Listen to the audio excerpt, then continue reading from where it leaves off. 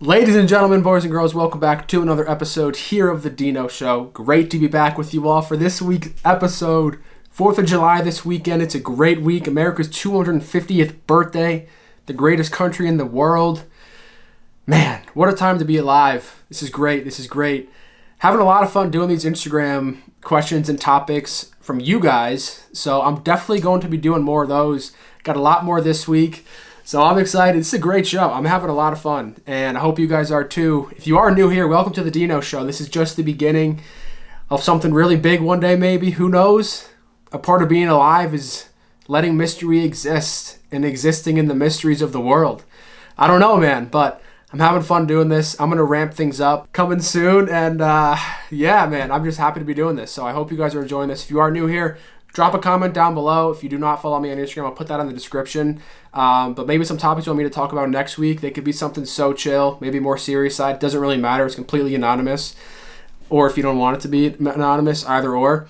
So, yeah, but we're going to be continuing to doing this. More DEANO shows every Thursday. Set your calendars. Set your alarm. Yeah, happy to be doing these. And first topic of the day, we got the World Cup. This is the best part of the World Cup. The World Cup is now just really starting to heat up. Not that it hasn't in the past, but, this is the survive and advance stage of the World Cup where, you lose, you're packing your bags, you're going home. And now there's more on the line. Now there's a lot more intensity. The matches just seem more intense. People just feel more into it, and there's more energy, and it's just crazy. We'll get into the U.S. game later on, but I first want to talk about what happened a couple days ago. We had Morocco versus Netherlands, which was a great game, by the way. Morocco buried, I think, in the 78th minute, towards later the game, and tied it up 1-1. That ultimately went to PKs, and Morocco beat Netherlands in penalty shootouts.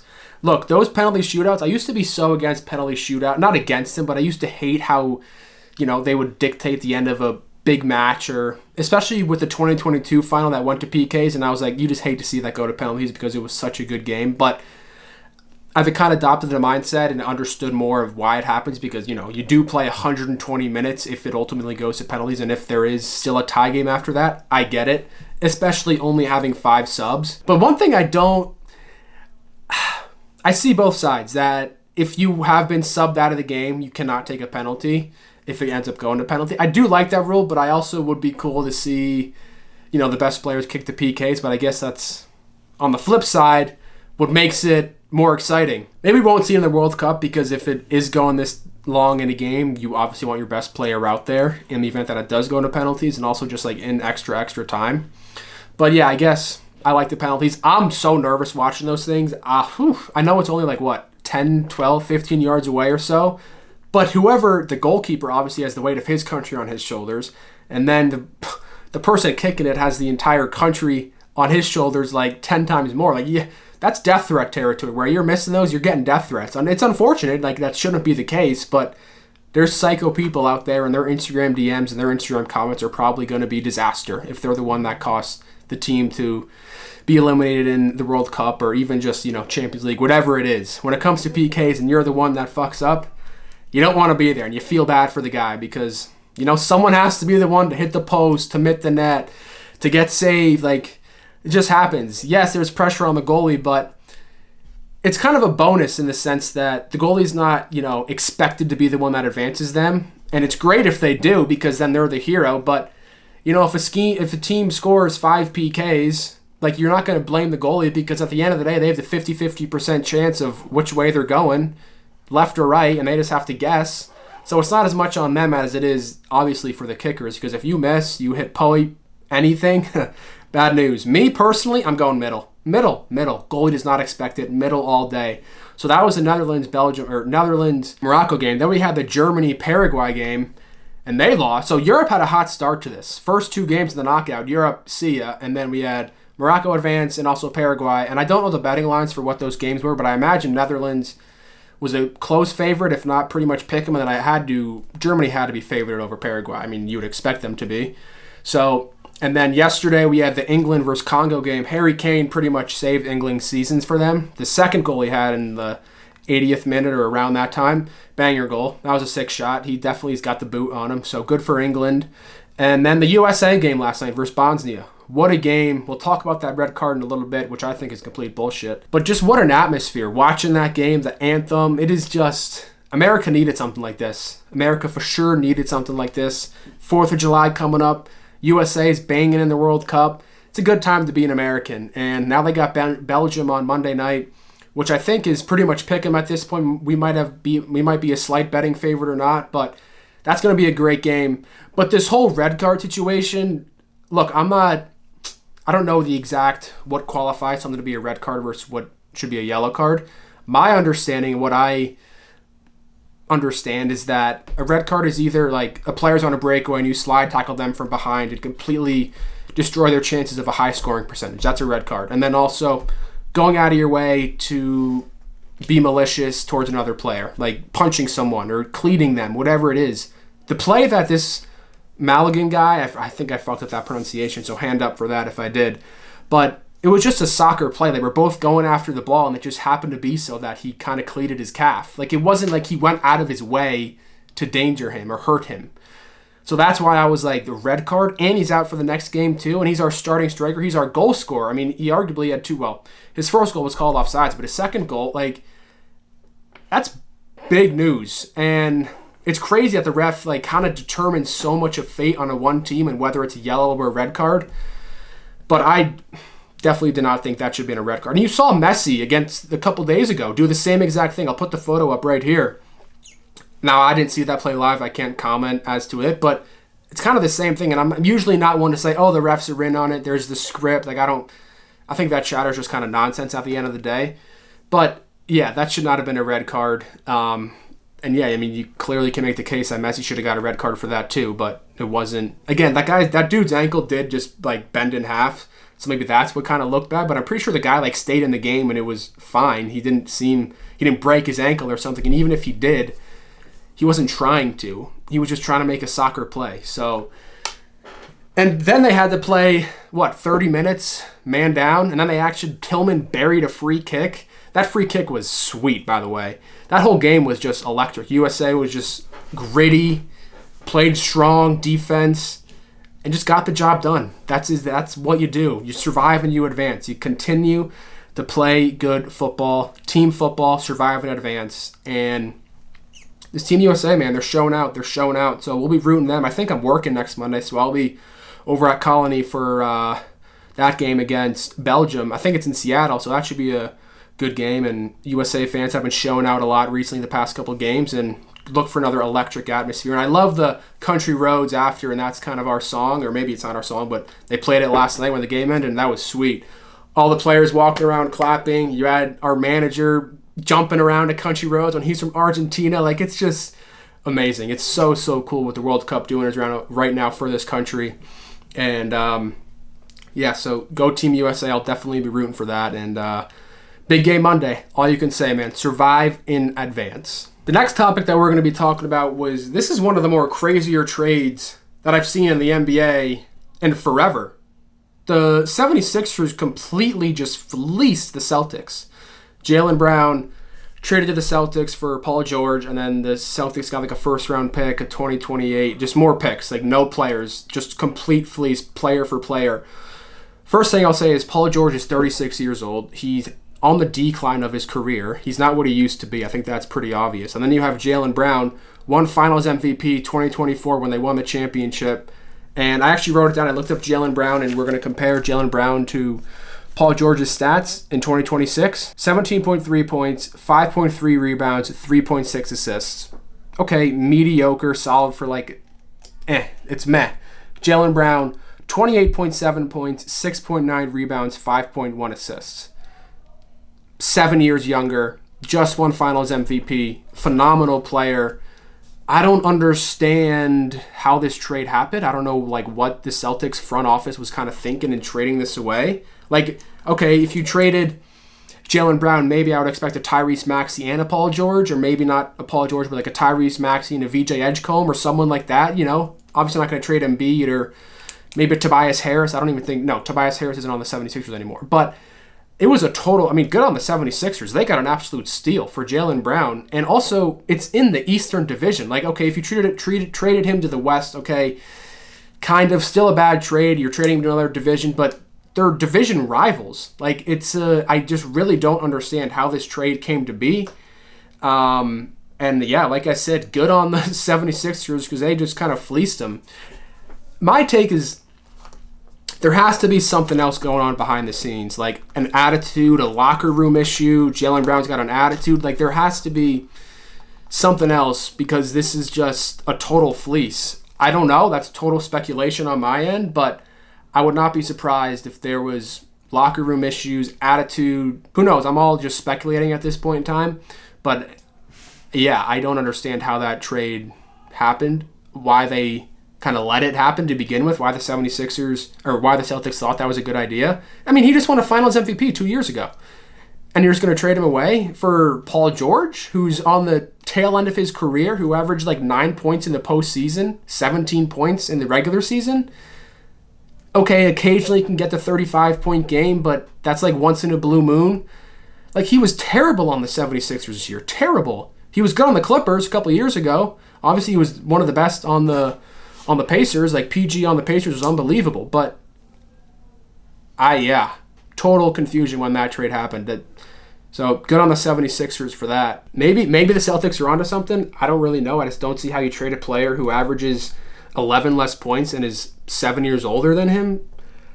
I don't know. So, that's kind of the NBA thing. We got the Coney Island specials. We got the Joey Chestnut Hot Dog Champ, 17-time winner, by the way.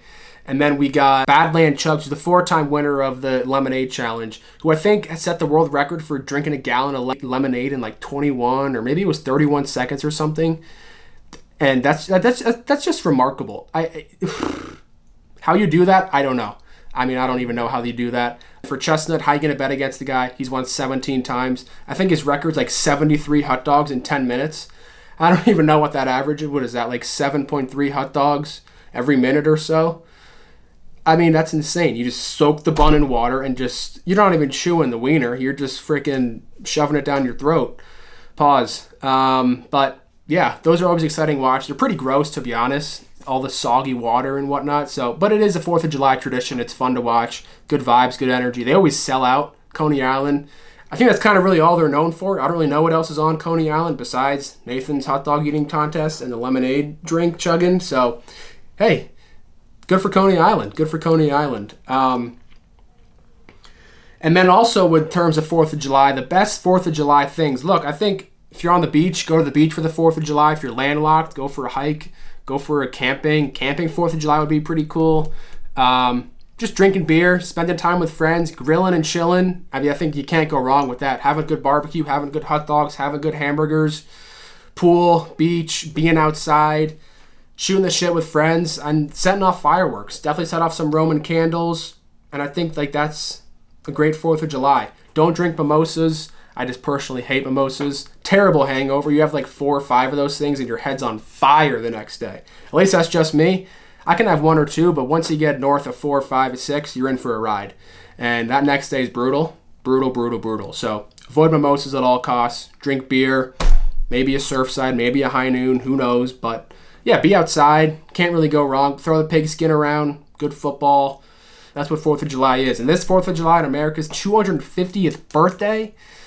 Epic 4th of July. Go USA, baby. And then another topic I got is my favorite player in NHL history, my GOAT, Alexander Ovechkin, recently signed 1-year deal with the Washington Capitals. This is his last year. I mean, I think he would have signed more than a 1-year deal. But yeah, this is the farewell tour for the Great 8. Player that got me into hockey. Never had the yellow laces, but he's the reason why my number 8 is my number 8 and why I played hockey number 8. I was also born on the 8, so that also is why I'm a favorite number. But in terms of hockey, favorite player growing up. That's why I was a Capitals fan. That's why I still am a Capitals fan. Classless guy. Never really anything bad about him. Just buries goals nonstop. Gets in his office and just rips one-timers for a living. Gets really drunk when he wins the Stanley Cup. Bounces around in fountains in D.C.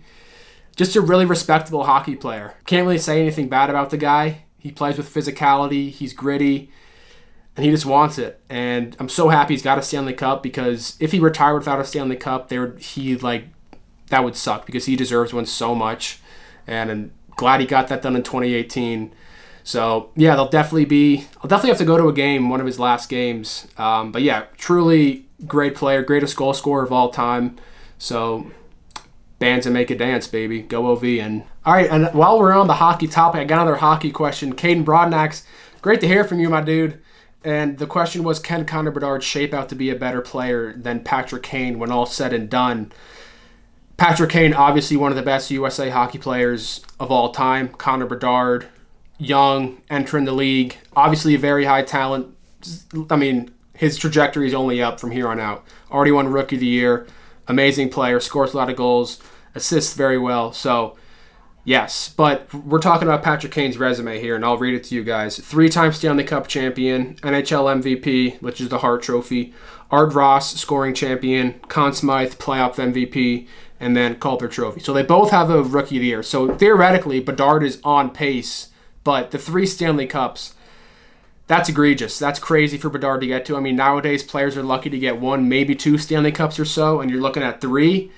Look, if Connor Bedard wants to win Stanley Cups, he's going to have to do it on a team other than the Blackhawks. The Blackhawks have not been very good. They haven't even really come close to making the playoffs the past couple of years. And if Bedard wants to have a chance at becoming as good as Patty Kane, he's going to have to start finding a team that at least gets him into the playoffs. And then we can start talking about how he performs in the playoffs. What is he like under the pressure? The biggest moments? Is he as good as Patty Kane? Then you start having more conversations like that.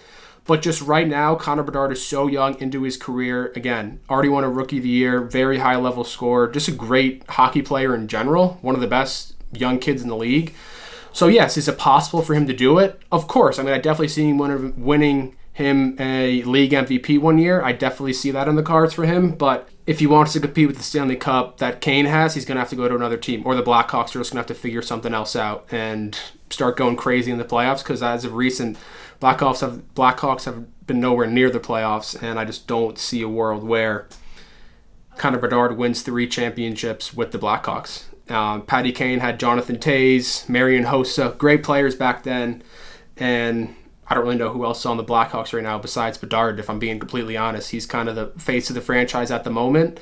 So he's one of those players where it's like a Mike Trout, for example, who's got all the talent in the world, one of the best players in the league when healthy, and he's just on one of those teams that isn't able to make it to the playoffs. So you can never see him shine at the highest level. And what had he have been on a better team who gets into the playoffs more often, who knows what his resume would look like. But because Trout's always on the Angels and he's hurt and they're never making the playoffs, you can't really, make the argument, or you don't really know what would have happened had he have been on a better team. So that's my analysis on Connor Bedard.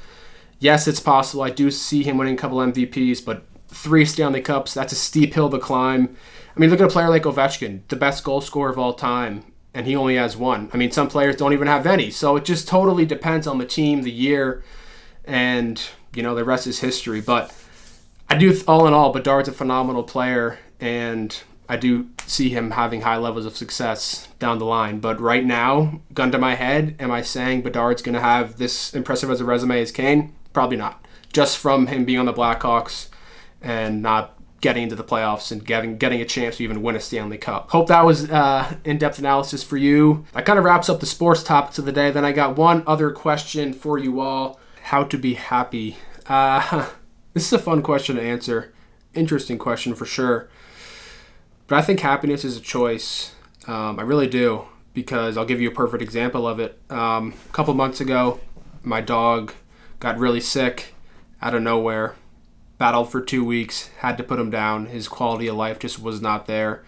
And I was really sad, obviously, for a couple days after it happened. And I got to a point where I was like, all right, well, I can dwell and be unhappy that this is happening to me and that I got put in this terrible situation and be miserable about why I no longer have a dog here and complain to the gods about why this is happening to me. Or I could choose to be happy about the fact that I was lucky enough to experience having a dog for 12 years.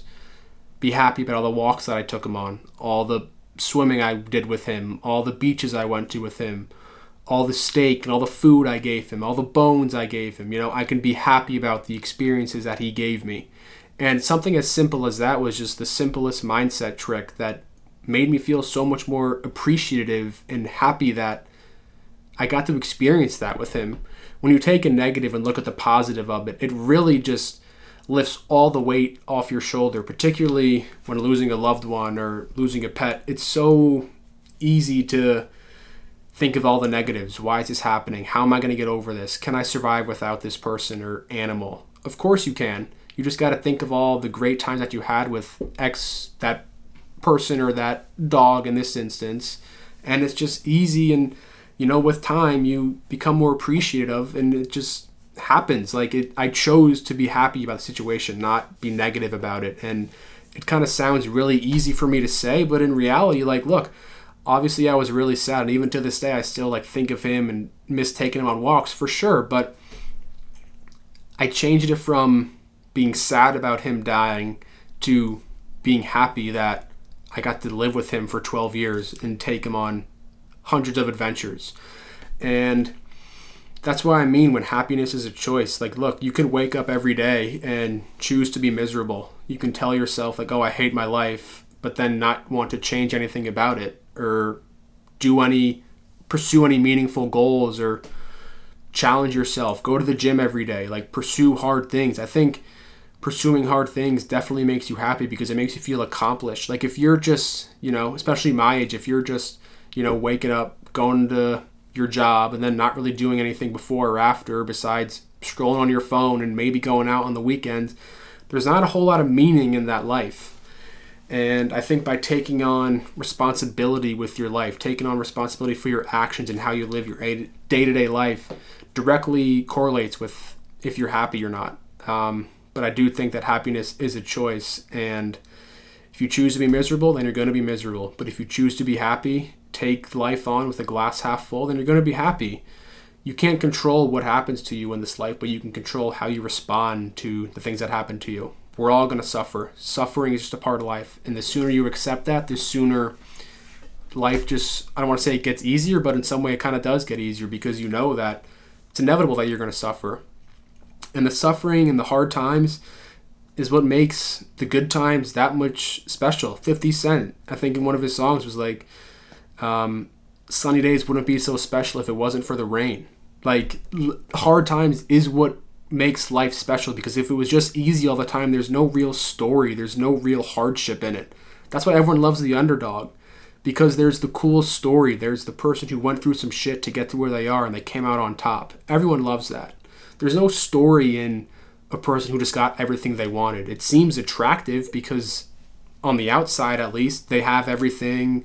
They live a lavish life. But if you didn't earn it, if you didn't suffer to get it, or if you didn't work your ass off to get it, then it's kind of meh. I don't really want it then. I want to earn this. I want to earn the DEANO show. I'm doing this because it makes me feel alive. Putting myself out there and to the whole world to criticize me and whatever I say is an adrenaline rush. It's oof, all right, I'm doing this. I'm in the pursuit of a goal.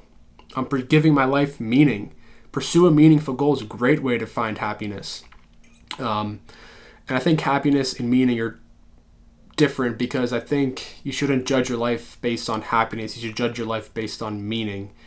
And, a great way to figure out your happiness level is if I asked you, if you continued living each day how you're living for the next 5 years, where are you going to arrive? Are you going to be really happy? Are you going to be oh shit, I don't want to do this, something needs to change? Or it's I can't wait to arrive in 5 years because I'm pursuing meaningful goals, I'm challenging myself, I'm doing the DEANO show. I can't wait for 5 years because this is going to be whatever it is. Do you have things to look forward to? Do you have hope for the future for yourself? And a lot of that comes with taking responsibility, understanding that your life is fully dependent on you, and you have to be the one to make shit happen. Go out of your way to pursue a business, pursue a podcast in this example.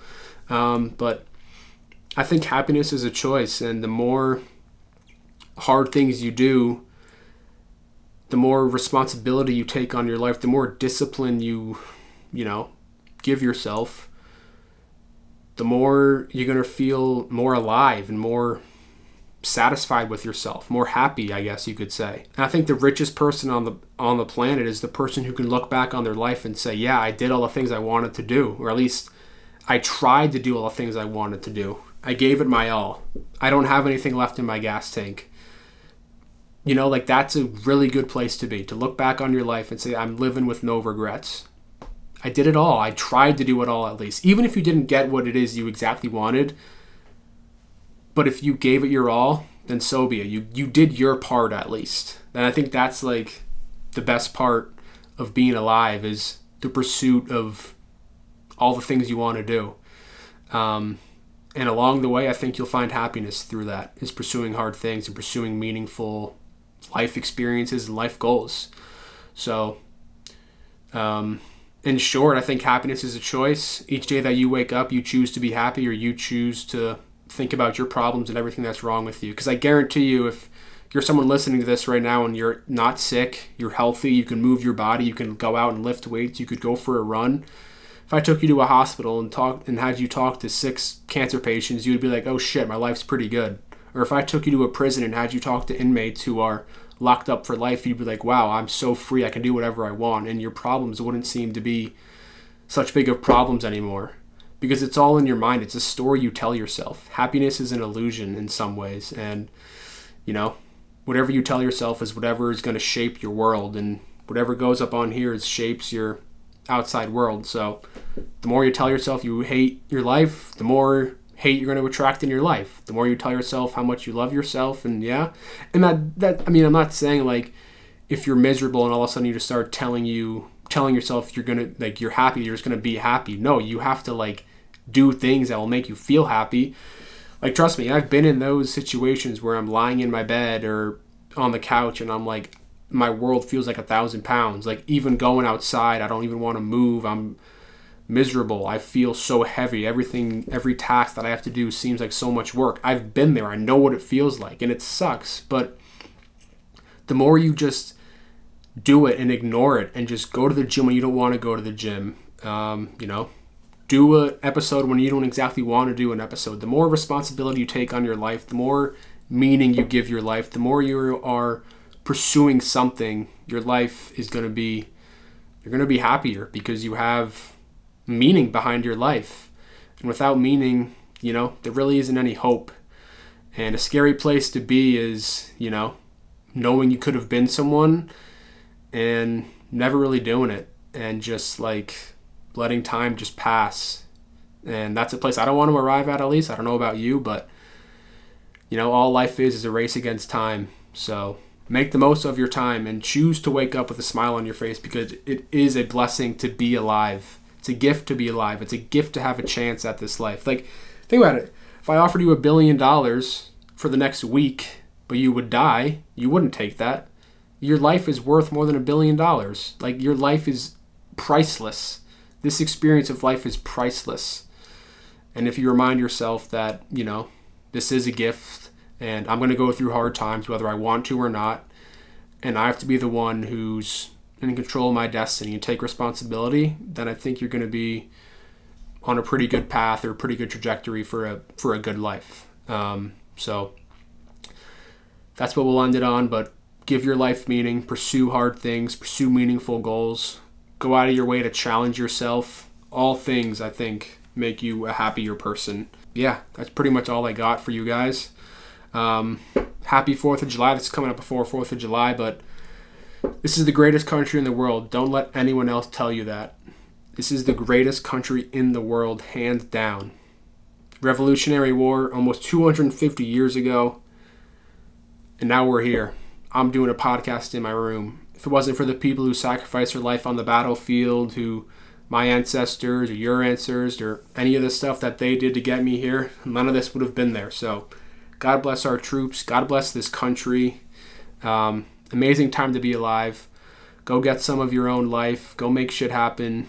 Go chase your dreams. Do whatever it is you want to do, because there is no better time than now. This is the greatest time to be alive. Greatest country.